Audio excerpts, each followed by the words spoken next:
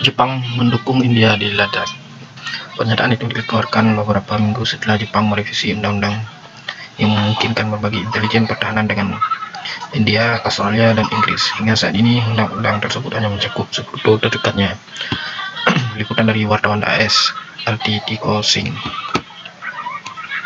Dalam dukungan yang kuat untuk India, Jepang pada hari Jumat mengecam China, mengatakan bahwa mereka menentang setiap upaya sepihak untuk mengubah status quo di sepanjang garis kontrol aktual LAC di Ladakh, di mana agresi Tiongkok menyebabkan pembunuhan 20 orang tentara India bulan lalu.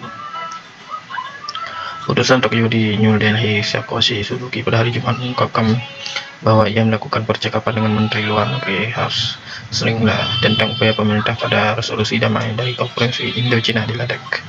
Suzuki kemudian menulis Twitter, "Sudah bicara baik dengan FS Shringla, menghargai pengarahannya tentang situasi di sepanjang LAC, termasuk kewajiban pemerintah Indonesia untuk mengejar resolusi damai. Jepang juga berharap resolusi damai melalui dialog.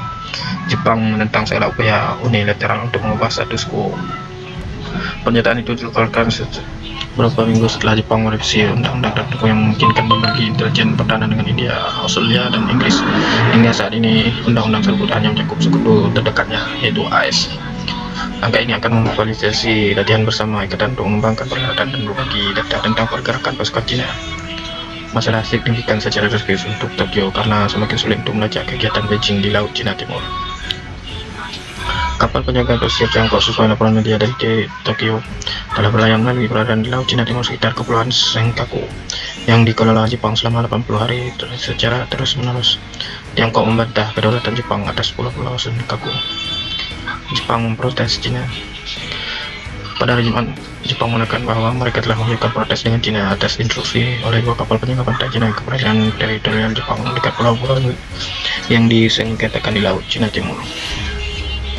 Kedua kapal Tiongkok memasuki perairan teritorial Jepang di sekitar Kepulauan Senkaku sekitar pukul 4.50 malam waktu setempat pada hari Kamis, dan tampaknya berusaha mendekati kapal nelayan Jepang sekitar 7 km di barat pulau Otsuri, menurut penjaga pantai Jepang. Karena kedua kapal ini masih berada di perairan teritorial di sekitar pulau-pulau yang dikelola oleh Jepang tetapi diklaim oleh Cina, Tokyo telah menuntut agar kapal-kapal segera meninggalkan daerah itu, kata Kepala Sekretaris Kabinet Yoshihide Suga.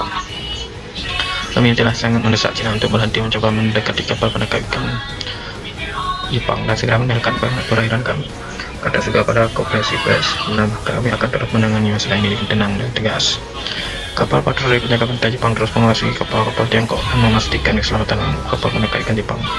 Menurut Suga, juru bicara pemerintah terkemuka, ini adalah pertama kalinya sejak 22 Juni sebuah kapal Tiongkok memasuki perairan teritorial Jepang di sekitar Senkaku yang disebut Diyoyu dalam bahasa Cina.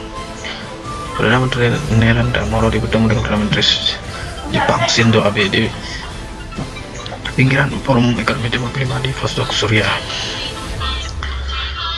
Pada hari itu, Majelis Kota Esaki di Prefektur Okinawa mengeluarkan resolusi untuk mengubah nama wilayah asumsi mencakup Kepulauan Senkaku. Perubahan nama dari Donoshiro ke Donoshiro Senkaku menarik teguran keras dari Beijing. Cina telah mengirim kapal-kapalnya ke perairan sekitar pulau itu selama 80 hari berturut-turut. Langkah terpanjang sejak Jepang menempatkan mereka di bawah kendali negara pada September 2012. Meskipun ada beberapa perairan baru-baru ini dalam hubungan bilateral yang telah meributkan masalah Senkaku dan pandangan yang bertentangan dengan sejarah. Demikianlah wartawan AS melaporkan.